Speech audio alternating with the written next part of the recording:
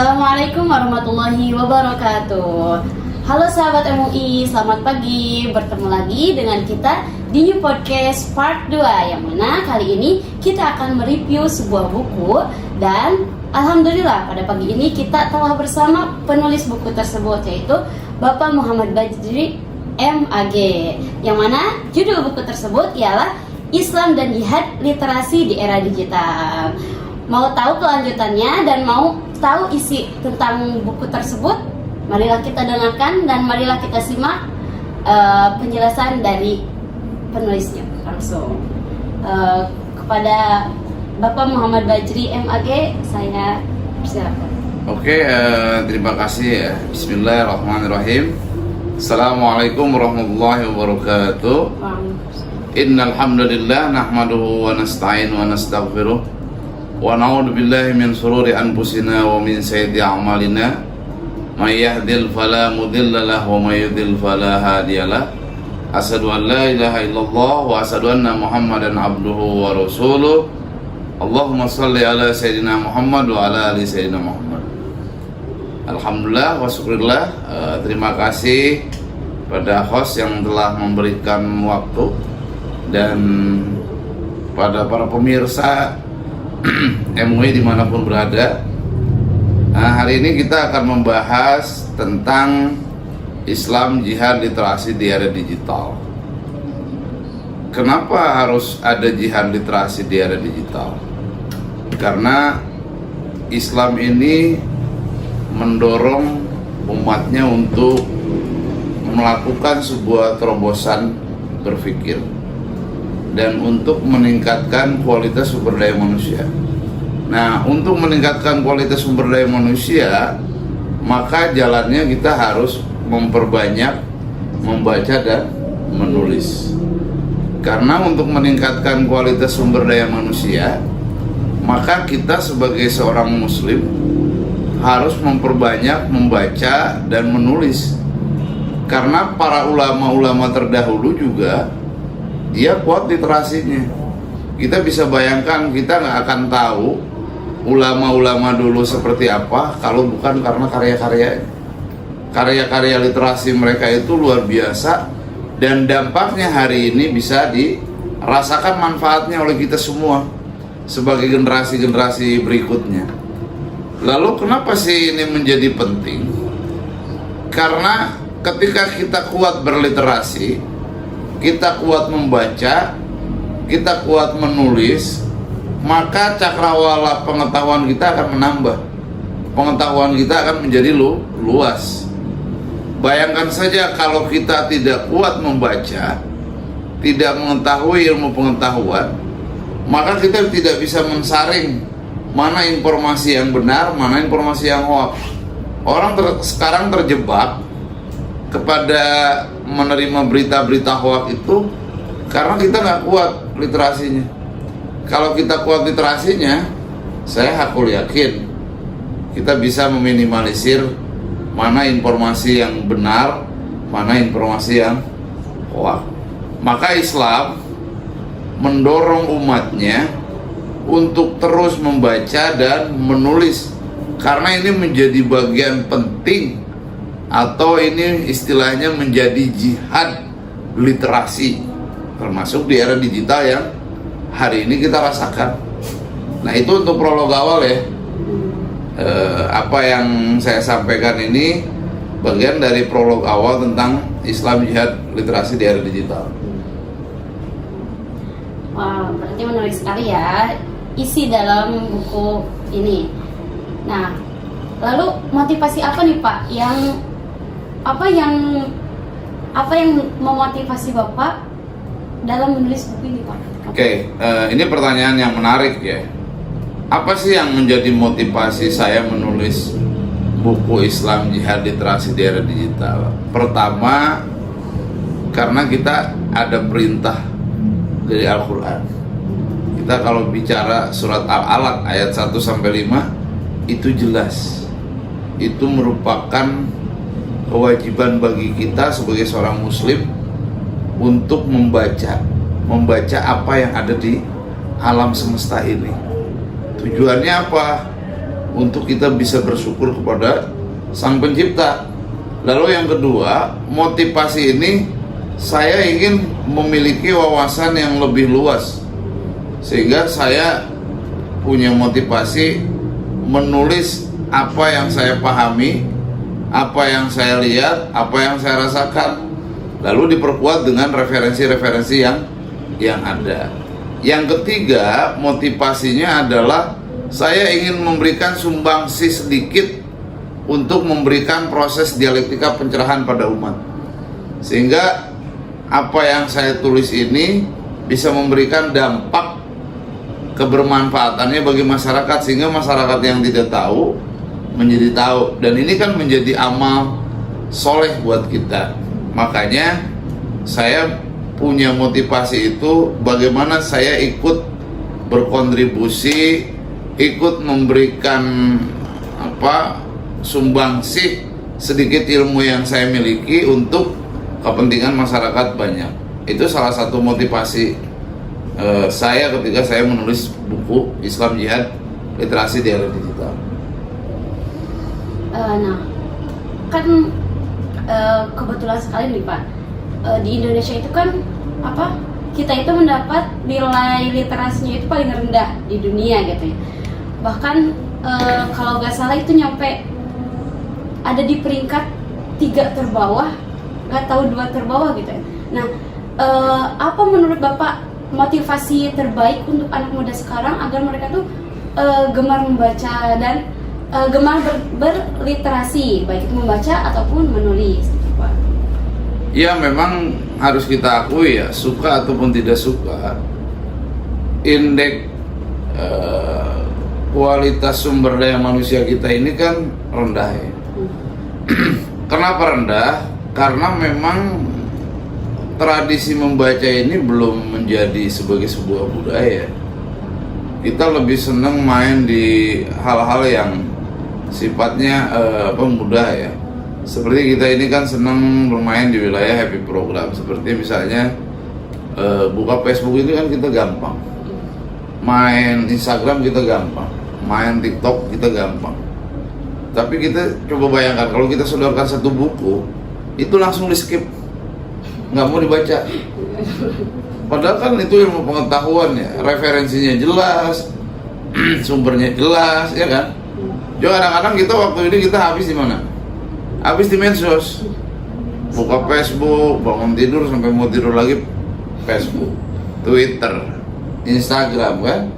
Sehingga masyarakat kita ini nggak senang gitu loh membaca itu, menulis. Bahkan kadang-kadang kalau kita sodorkan sebuah buku, ya ini baca dong buku, mereka langsung skip. Tapi kalau main-main di wilayah-wilayah media sosial, walaupun di media sosial banyaklah ilmu-ilmu yang disampaikan oleh orang, itu kan bagus juga. Tetapi kan tidak salah juga ketika kita sebagai seorang muslim, kita juga harus dibiasakan membaca. Kan membaca itu apa aja? Karena yang namanya ilmu pengetahuan itu pasti bermanfaat. Nah, saya berharap itu masyarakat, perguruan tinggi, tokoh masyarakat, semua siapapun juga, ya mari kita untuk membudayakan membaca dan menulis kalau memang dia ada passion di menulis. Tapi kalau tidak ada passion di menulis, ya paling tidak dia membaca ilmu pengetahuan, apa ilmu semuanya kita baca. Jadi dengan nol sekali ya Pak, menulis gak bisa, membaca juga males gitu ya. Nah, jadi gitu para remaja yang hobinya rebahan, alangkah baiknya sempatkan waktu kita minimal 5 menit dalam sehari untuk membaca buku, baik itu di pagi hari, siang hari, ataupun sore hari, ataupun menjelang tidur. Nah, alangkah baiknya kita membaca agar sumber daya manusia di Indonesia ini meningkat dengan pesat dengan prestasinya gitu dalam kepintaran, kecerdasan dan apapun itu yang bersifatnya positif. Jadi dalam buku ini Pak kan ada 3 bab ya Pak. Nah, mungkin poin-poin utamanya itu dalam 3 bab tersebut itu bisa diperinci lagi apa yang menjadi poin utamanya. Ya, Poin pertama dari 3 bab itu, pertama adalah konsep literasi. Yang kedua adalah tujuan literasi. Yang ketiga adalah kiat-kiat menulis. Nah, konsep literasi itu kan tadi sudah saya sampaikan, adalah diawali dengan reading dan writing kalau bahasa Inggrisnya, membaca dan menulis. Nah, tujuannya untuk berliterasi apa? Supaya kita mendapatkan ilmu pengetahuan, mendapatkan wawasan, memiliki kecerdasan. Lalu bagaimana kiat-kiat menulis? Ya, kiat-kiat menulis itu nggak ada lagi, jalannya adalah dengan membiasakan kita membaca. Kalau kita sering membaca, maka insya Allah kita akan bisa menulis. Ya kalau kita nggak pernah membaca, bagaimana kita menjadi penulis?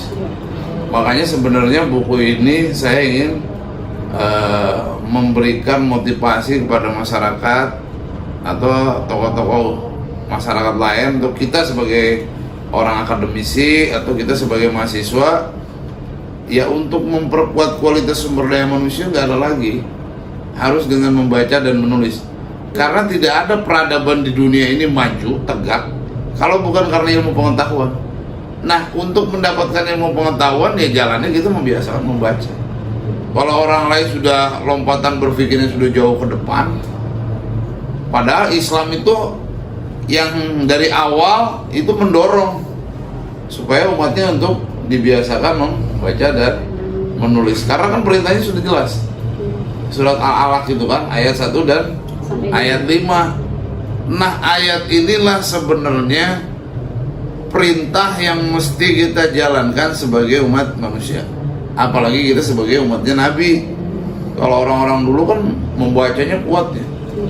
Kalau kita bayangkan ya minimal 5-10 menit kan untuk membaca buku, kan apa salahnya. Nah, itulah poin-poin penting yang ingin saya sampaikan pada masyarakat, termasuk di perguruan tinggi juga. Saya menyoroti ya, di perguruan tinggi ini tradisi akademik itu nggak ada, perdebatan intelektual itu nggak ada, perkelahian secara intelektual itu nggak ada, sehingga tradisi-tradisi akademik itu nggak berjalan.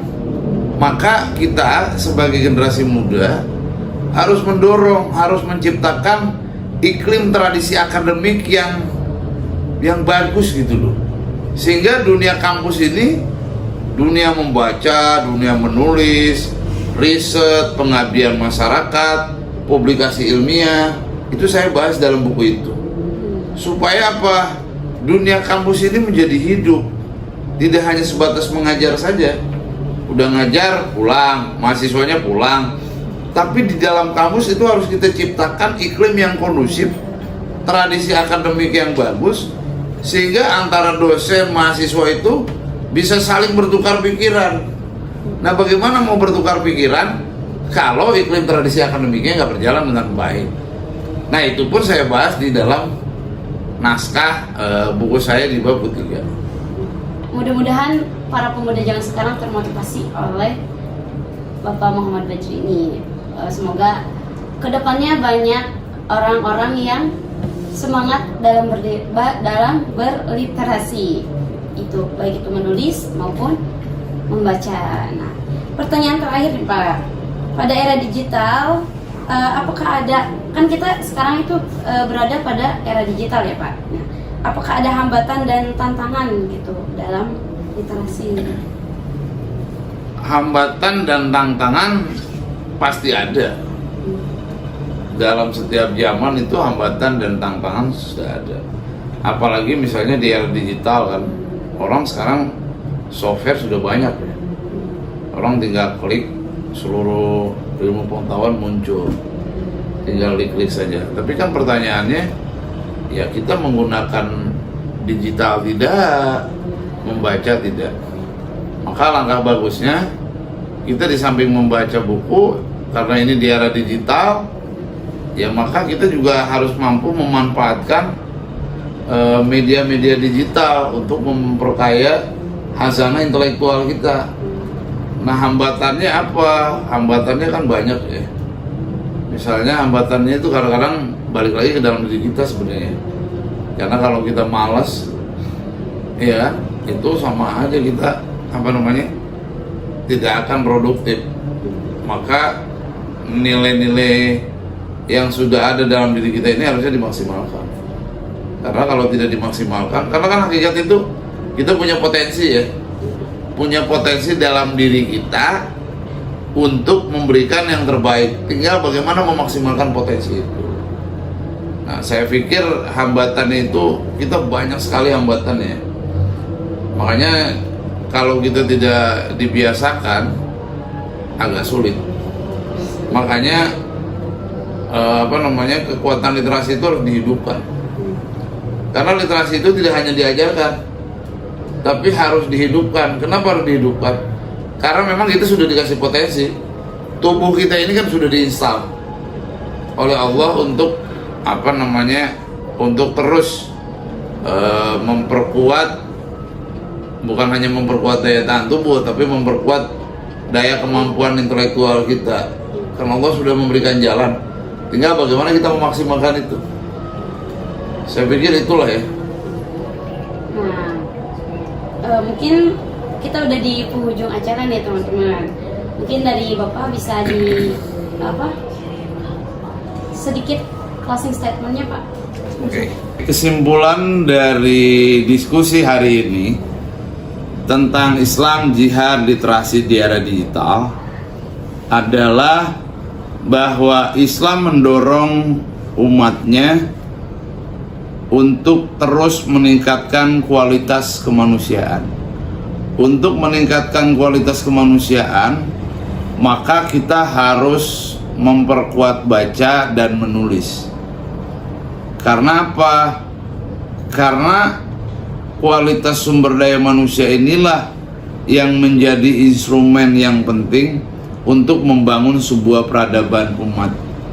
Karena peradaban umat ini akan tegak dengan ilmu dan akhlak. Tanpa ilmu dan akhlak, maka peradaban dunia ini tidak akan tegak. Maka mari kita sama-sama untuk membudayakan membaca apa saja, karena yang namanya ilmu pengetahuan pasti akan memberikan kebermanfaatan. Yang kedua, kenapa penting literasi? Karena untuk meminimalisir berita-berita hoax yang berseliweran di media sosial. Dengan kita kuat berliterasi, maka kita akan bisa menangkal berita-berita hoax yang berseliweran. Karena orang yang gampang mudah terprovokasi oleh berita-berita hoax itu karena orang yang bersangkutan tidak kuat dalam berliterasi. Maka Islam menjaga umatnya supaya tidak gampang menerima informasi-informasi yang belum tentu validas kebenarannya. Yang terakhir, saya menghimbau pada teman-teman, pada semua masyarakat, supaya peradaban ini menjadi lebih bagus, lebih baik, maka mari kita biasakan membaca. Karena dengan membaca, maka kita sudah menjalankan salah satu jihad literasi di era digital. Itu saja yang bisa saya sampaikan. Kurang lebihnya mohon maaf. Wallahul muwaffiq ila aqwamit thoriq. Assalamualaikum warahmatullahi wabarakatuh. Waalaikumsalam warahmatullahi wabarakatuh. Masya Allah, sangat detail sekali ya teman-teman. Ada sedikit kata-kata nih. Membaca adalah jendela dunia, dan melalui kata-kata kita bisa menjelajahi semesta tanpa batas. Oleh karena itu, marilah pemuda untuk gemar membaca dan berliterasi. Cukup sekian dari saya. Saya ucapkan terima kasih kepada Bapak Muhammad Badri sebagai penulis buku Islam dan Jihad Literasi di Era Digital. Wassalamualaikum warahmatullahi wabarakatuh. Waalaikumsalam.